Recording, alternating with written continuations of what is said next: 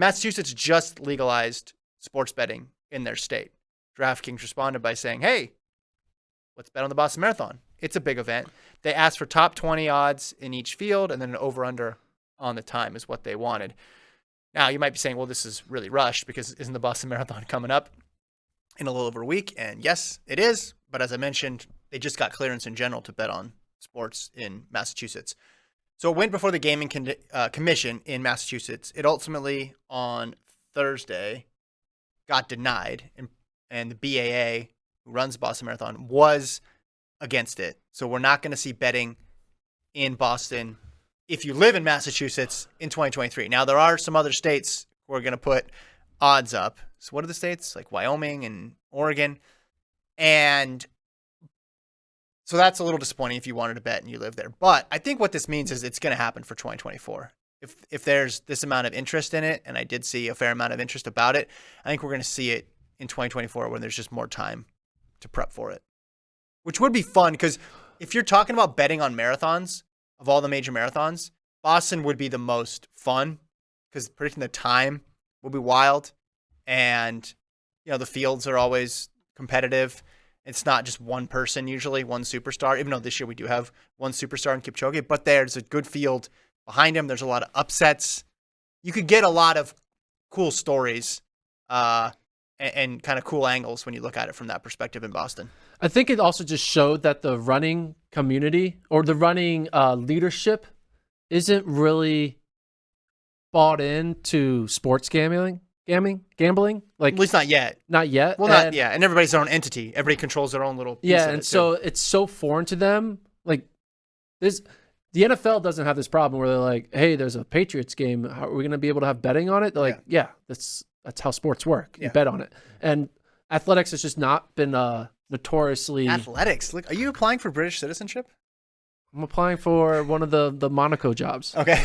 Yeah. World Athletics job. I thought you were applying for on Athletics Club assistant coach. You see that one? Oh, I am. That's on LinkedIn. I thought about it. We were going to do that. That should have been a segment. We should have just pulled up the Should I make a resume? application. Yeah, I think we should do that on Monday. I can apply. Let's apply. You want to apply on Monday? I don't think you should apply. I'll be your reference. You be my ghostwriter. Yeah. Oh, ghostwriter. Yeah, we'll do that on Monday. Yeah. Anyway, but what or I'm maybe saying Tuesday. Is, when they say, "Oh, we don't have enough time," you just don't want to. It's too foreign to you. You're not used to it. Well, you don't have a whole apparatus set up yet. But what apparatus do you need? Oh, I'm to sure say the odds. Kipchoge's the favorite. Well, they're not setting the odds, but I'm saying But what apparatus do they need to do? Oh, I'm sure there's all sorts of legalese that goes on. Like what? When there's all this commission bureaucracy involved, there's just all sorts. But how can Oregon do it and steps. Massachusetts can't? It's not that complicated. No, I'm saying the race itself. The race itself is like trying to limit it. I think they know that it would be the most popular in Massachusetts, correct? Because someone's out at the race course and they're like watching and they're like, "Oh, who are you going to bet on?" Like they're trying to. I also think it was too sudden, too last minute, and they wanted just probably more time to prep. They've only had like lawyers are getting involved, years to know like, hey, we have a big sporting event. Like the idea that like. Right, but DraftKings was the one who came and said, "Hey, let's do this." It wasn't as if BAA should have gone to DraftKings 10 years ago and said, "Hey, let's do this." Well, that was 10 years before gambling was legal in Massachusetts. I just think that this is inevitable, don't you? It seems it's a good sports progress. gambling is only going in one direction, don't you think? Yeah, it's only becoming more open. Speaking of sports gambling, you're going to lose more money. I have to pay taxes in Oregon. Oh, for my winnings. How much in taxes? We'll not talk about that. How much did you win again? 200? No, I won more than that. Oh. I think I won like 6 or 1,000. It would have been interesting this year, though, because I would have liked to see what the number would have been on Kipchoge. And we're not going to get that next year unless Oregon he comes will have back. the number. Okay. All right. Well, if anybody knows. If Oregon people can bet. Yeah. Drop us the line. Maybe Oregon, if there's a listener in Oregon who I can trust, I can have them place a bet for me. I'll Venmo them $100. Where could this go wrong? And then they win, and then they Venmo me back my winnings. This is going to result in Kevin hosting a podcast by himself. Straight to camera. 1 hour. What happened to Gordon?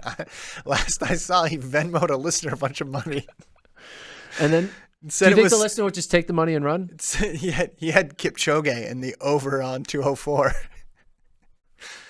What would the time bet be right now? What would the timeline be, do you think?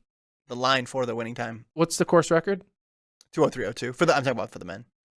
Do you think they would put it 203 even? Because that year was special with the weather, but that year also didn't have prime Kipchoge. I think they would do 203.45. Okay.